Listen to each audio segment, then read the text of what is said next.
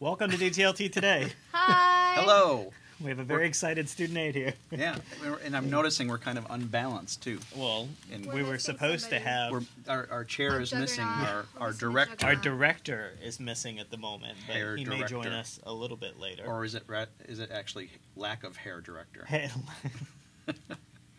That's for you, Jim. I love you. Missing hair director. So, what are we talking about today, Timmy? Sopapilla, a delicious dessert of Mexican origin.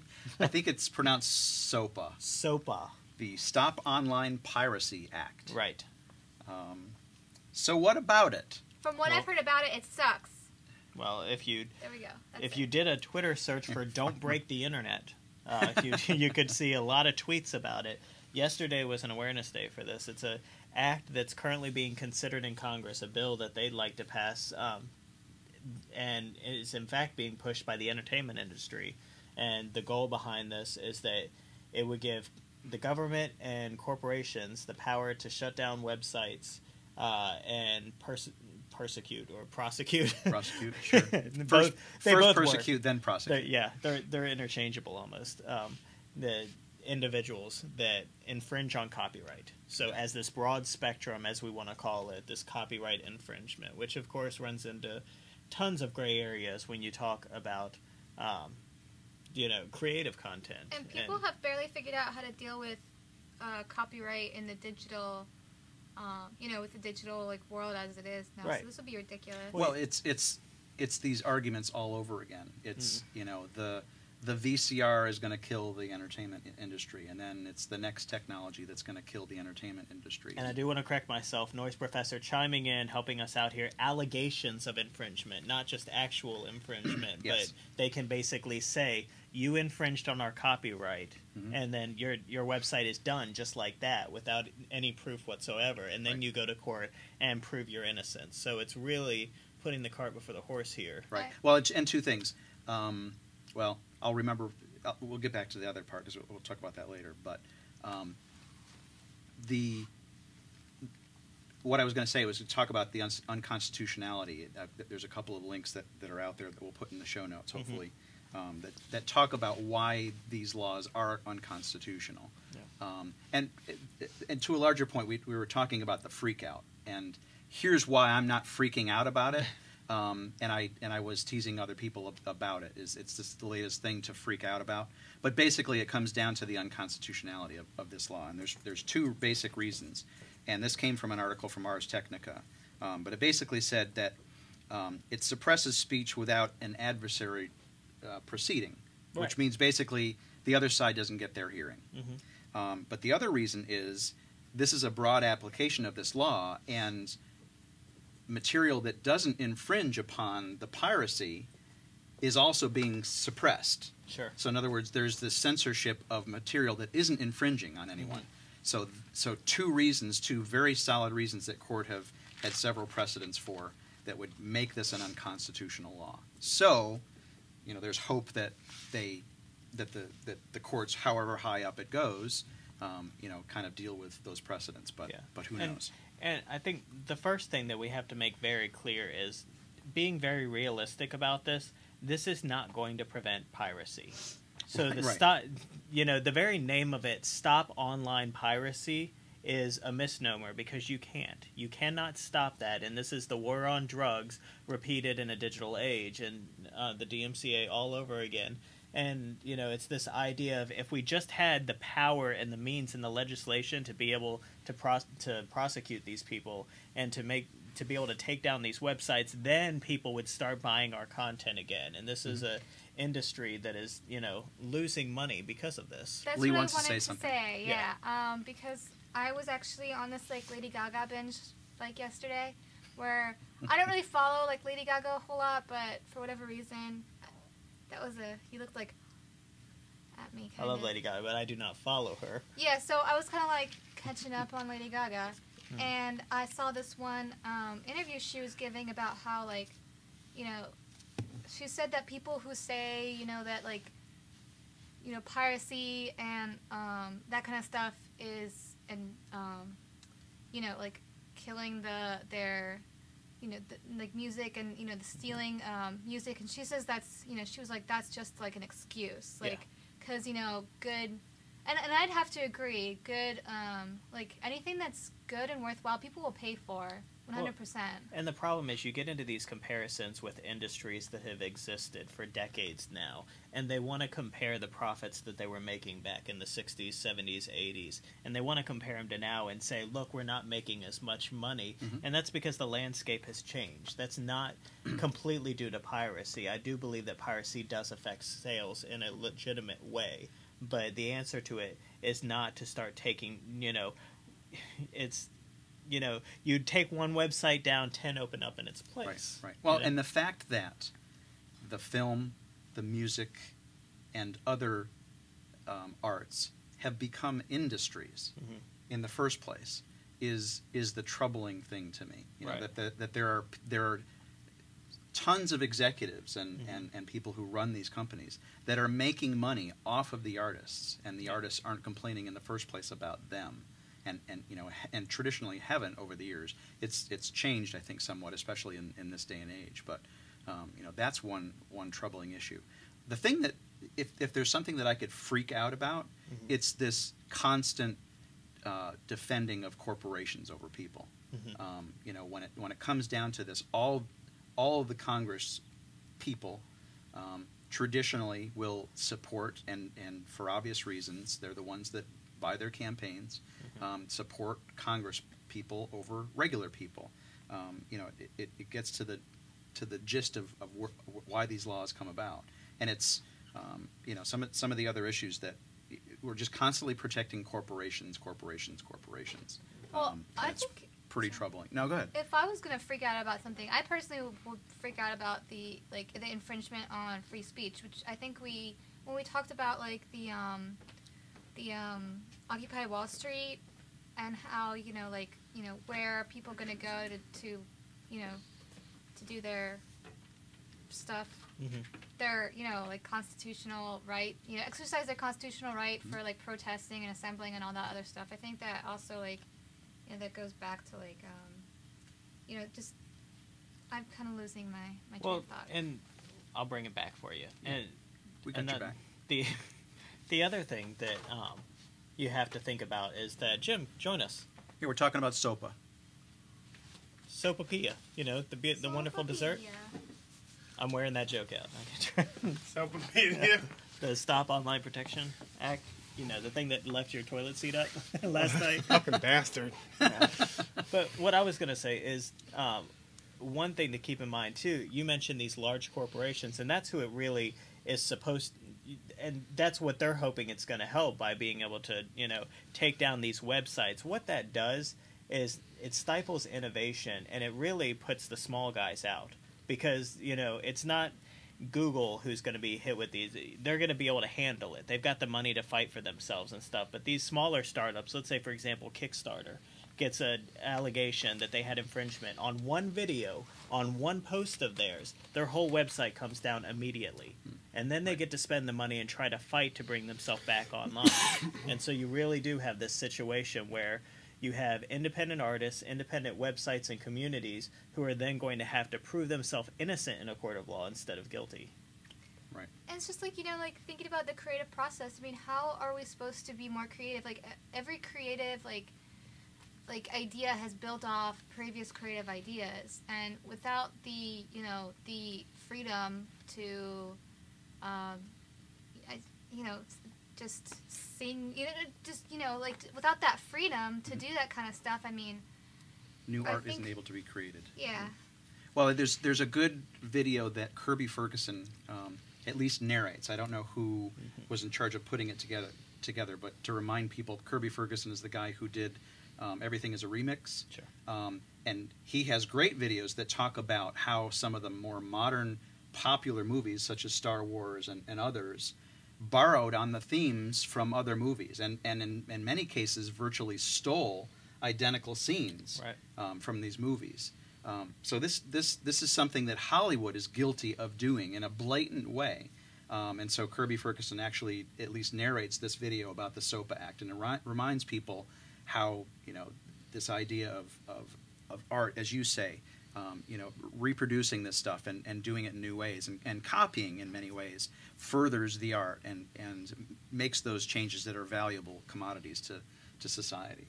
And it goes back to, again, like this idea of what exactly is copyright infringement. He mentioned in that video that even, you know, it's not even so much so that you use this song in a video that you created, a remix, a mashup. That should be fair use, and they'll take that away from you. But then, if you have that music playing in the background when you're taping a video of your son doing something completely different and the radio's playing in the background, they'll take that down and sue you for it as well. And now it's so far so that your interpretations of a song they want to take down. So you singing the song in a video, and a song that was copyrighted, they want to take that down too. So the line continues to move in a different direction, and it's not bringing them more profits. This is a sign of a dying industry that's struggling to figure out some business model, and sadly it's revolving around lawsuits, and it's revolving around the judicial system for some freakish way that they want to make money, as opposed to looking at it in terms of, you know, how can we make it more convenient for users to buy our content? That's what literally saved the music industry from falling on their asses back in 2000 when Napster came out, was they were rescued by iTunes, and the fact that people could just with one click buy a song, and suddenly you had digital media. You had digital music, and people could buy it easily, and they did. You know, Apple basically had to fight with them and say, you need to stop selling albums. You need to buy individual tracks. Or sell individual tracks for 99 cents. And this was mind-boggling. They thought, we make so much money. We'd sell these things for $15, and they cost us nothing to rip a CD onto these things. And you want to tell us to sell these things for 99 cents individual tracks? People will only buy 2 songs. They won't buy the whole album. How can we make money on that? And they make tons of money on it. Yeah. You know, the very fact, Jim, that you're willing to spend money for videos with Verizon Fios as opposed to spending 5 hours on the internet trying to download it through BitTorrent or something like that, is the fact that if you make something convenient, people are going to spend a little bit of money because it's freaking convenient. That's right. I got rid of my cable. Well, you're poor. That's and I blame MPAA. You should. Absolutely, you should. Well, yeah. Sorry. Go. No. No, I was going to say, like, since, I mean, like, I'd like to hear a voice that, you know, is in support of SOPA. Like, I mean, obviously there has to be some reason that people... Crickets. I mean, that this... Can somebody play the devil's advocate here? I mean, there has to be a reason that it would go all the way to, like, you know, Congress. I'm telling you. I'll tell you the reason why. It's like any of this.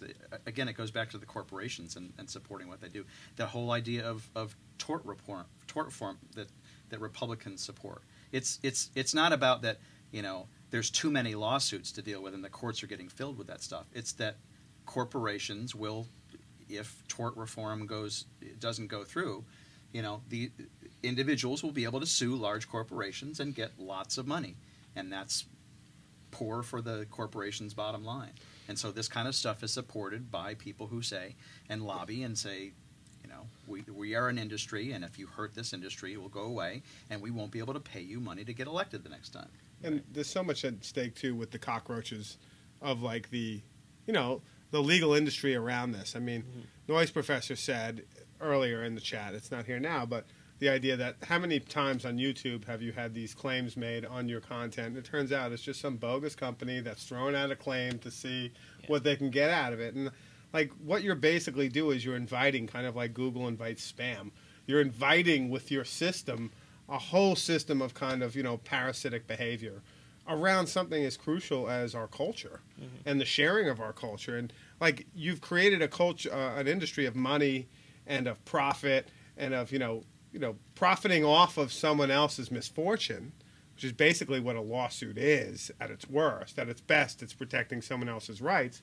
But when you think about that, we've created this industry which makes the act of being a community and sharing so much harder, if not like legally, at least kind of like de facto. Like, we're afraid to share now in higher ed because of the idea and the threat of a lawsuit. The onus is there, yeah. And so, you know. And if it's not a lawsuit, because technically you can't sue someone under FERPA, what you could lose is federal money. Right. Like, so it's the same difference. It's some sort of punitive action to kind of litigate the culture of sharing.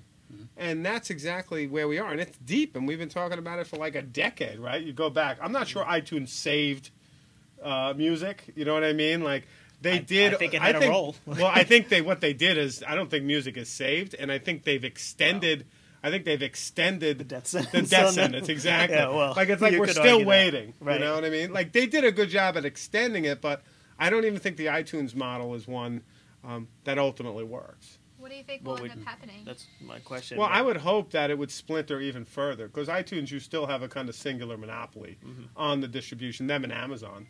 I would hope that it would even splinter further, and it would start to come back to more local labels, more local ideas of music, more local ideas, and even in a global network, right? You know, more localized relationships between the production and the distribution. You've got the feeling that in some way. I mean, you've got independent artists who are willing to play around with the idea of releasing their album for free with a donation button and just saying, how much are you willing to pay? And I've seen people do that. Saul Williams did that with one of his albums. He basically, you had to say how much you were willing to pay before you could download the album. And you could put $0 and do it, but it was this honor code type system of, you know, tell me what you're willing to pay for this, or, you know, and then after you downloaded it, you got an email saying you've probably listened to it by this point. If you're still interested, you could give me some money for it. Well, I'm interested in the idea of, what if the entertainment industry wasn't an industry? Right. That's what he was just saying earlier. I talked a little bit about that, and that's just it. I mean, promotion does need to occur if you want to make tons of money being an artist. So, you know, iTunes will fail or succeed depending on how many artists feel like they want to make tons of money. Because they will need that promotion to get higher up and to make more money off of this. But if artists are perfectly willing to, you know, promote themselves and to use the social media and the social networks that they're in to kind of get the word out, I think they'll do okay. It just depends on how greedy you are. Yeah. How much is enough? Yeah, exactly. How much is enough? And so, you know, we'll see how that goes. We were talking a little bit earlier before we were on air, and I made a comparison that I think is somewhat apt to this idea of legislating and going through the judicial system to try and save yourself, and that's the patent system. It's a very similar idea that you've got this whole industry, especially around software patents, that, you know, the idea behind it, the goal and the reason that people push software patents through was this was going to help inventors get paid. This was going to help the people get paid and get recognition for their work and, you know, help give their money. It was going to help create jobs. People could create patents for stuff, and so they would start doing this again, and it would help boost research and innovation. What has actually happened is it's the lawyers that are getting paid, because it has created this clusterfuck of a system where anybody can lay claim to a patent. And in the same way that you've got this gray area around fair use, you've got this gray area around prior art. And it's just like, well, this person did this, but then I did this. And so, you know, it goes back to everything is a remix video. Yes, people are inspired by things, and that's what creates this gray area of, if I listen to that song and then I create my own that might have inspiration from this other things, have I ripped someone off here or not? Well, it actually brings me back, because that whole idea of the patents, right? Everybody hates Ang Lee's Hulk. I actually am one of the few people who was a fan of Ang Lee's Hulk, and why I liked Ang Lee's Hulk is it didn't deal so much with Hulk as this kind of hulking beast that runs around and, you know, is drunk and angry all the time. But what Ang Lee's Hulk dealt with was like pharmaceutical companies and patents, and the idea of what was, you know, I think what Eric Banta says, we do the basic science, we do the basic math, and then that's open public resource. Like, it was about a public domain kind of argument. And this dude from a corporation who was the evil guy basically said, no, we own it. We're going to get the patent on it, and then we're going to sell it back to the people where you basically funded it. It's the same thing with journals right now. Right. We have this kind of broken system that we're doing the basic math and we're doing the basic science, or the basic imagining that so many people are profiting on, and we have no way as a public or as a kind of social system to reward people within the public space, because we put all the money and the power in the private sector. And so what we've done is we put ourselves in a situation where we can't recognize, hold on to, and celebrate, I think, the many victories of the public sector and the many victories of the kind of, I think, locally funded and kind of fostered programs, because we have all these money interests, from lawyers to pharmaceutical companies to you name what, major, mega, corporations that are basically buying out the rights to, I think, public solutions to major issues, right? I mean, patenting entire, trees, patenting, breeds of animals, really patenting things. It's almost like, it's like you're patenting creations, right? You're patenting species. Yeah, cell lines and structures and genetics. So revisit Ang Lee's Hulk, because I think there's a lot there about copyright. The last thing that I want to bring up is something that Noise Professor has pointed out in the chat, and I think it's a good wrap up to this topic. And that's that, we can complain all we want on the couch, or we can start throwing out hashtags on Twitter. But at the end of the day, if you're not calling your congressman, if you're not calling your reps and really reaming them out about this, then you're not getting anything done, and you're just crying wolf here. So, it's one thing to say on Twitter, this is such an outrageous thing, but... You should call them right now online while we're doing this. Well, Noise Professor... There's a link I think, that Noise Professor put up there. That's right. And I'll put it in the show notes as well. Amen, Noise Professor. Yeah.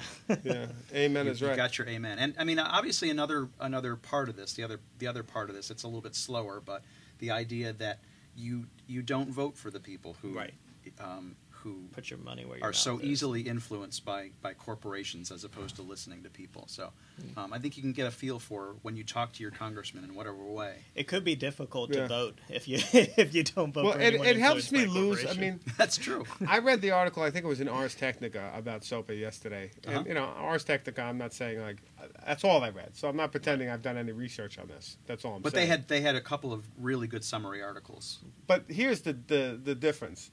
Is how they framed the witnesses for the legislators that they brought up to testify about why we need to kind of bring on these hardcore censorship laws is embarrassing.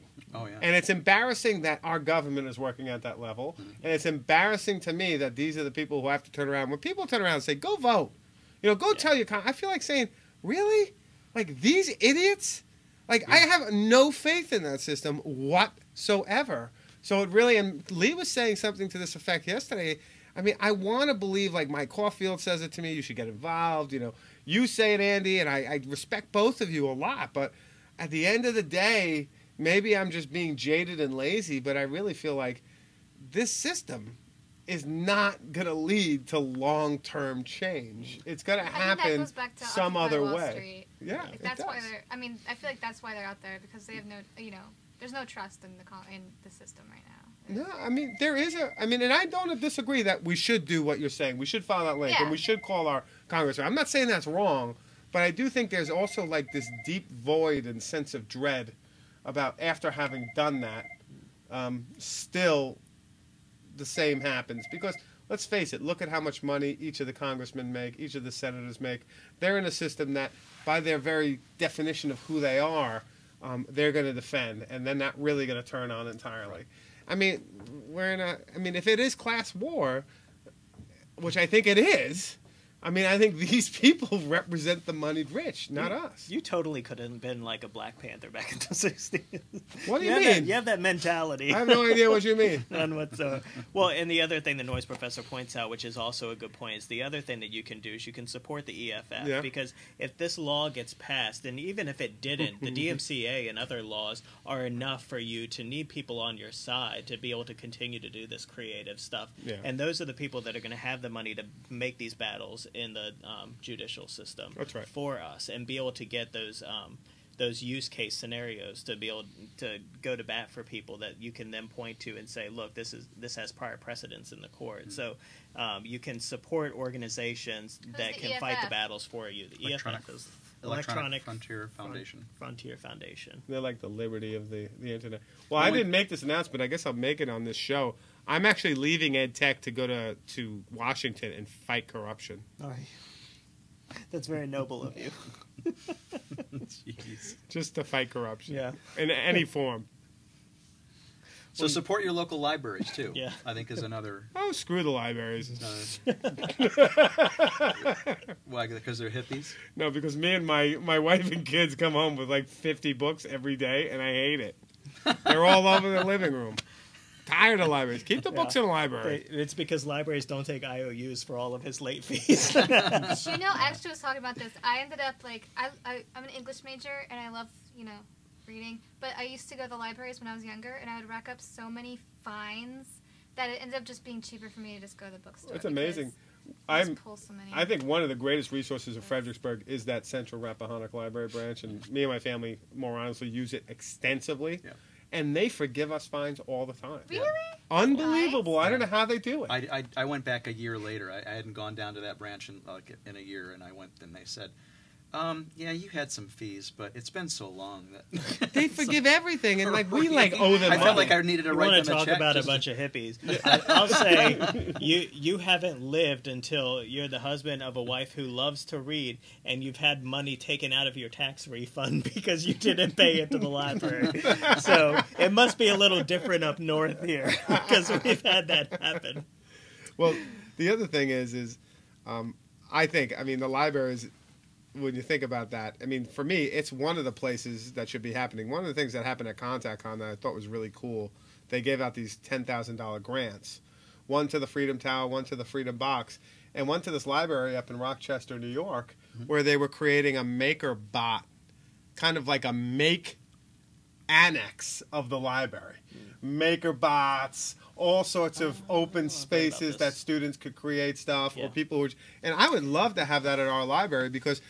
We're there all the time. We unschool, and we basically, our kids are in the library like 4 or 5 times a week. And if they had a hacker area where my kids could go in and just play around with other kids, that would be the thing. So I think that would be something like locally what I would want to do. Yeah. Is get in and say, hey, Tim Owens, he screwed up the pirate box. That doesn't work. So do you have anyone here who's kind of proficient? No, that's right, Noise Professor. We need you, baby. Yeah. So Tim Owens didn't get the pirate box working. So he bricked it. Call me out here. Noise Professor is building this little scenario in the chat about Jim Groom goes to Washington.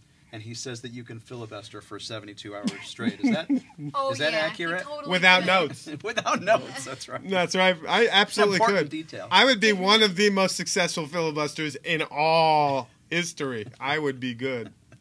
But no, my place is here. Oh, it was. I'm sorry, it was Michael Branson Smith who did the Mr. Groom Goes to Washington. So yeah, it was a combination of our. I have some chat. serious Photoshop prowess in the chat right now. The 2 of the best Photoshoppers are in there right now.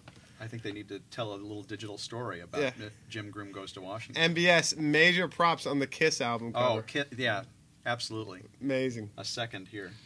Yeah, great stuff. Shall we wrap up this episode? Have we beaten this thing into the ground yet? But SOPA owes me money. So the goal is tomorrow to find a new acronym that we hate because we've done FERPA, we've done SOPA. What's tomorrow going to be? I think Sherpa. Well, tomorrow I'm out of the office, heading back up to New York City. Seriously? So I'm by myself tomorrow. Is that what you're saying? Perhaps. New York City. Gene Simmons for life. All right, folks. Thanks for watching. Peace. See you later.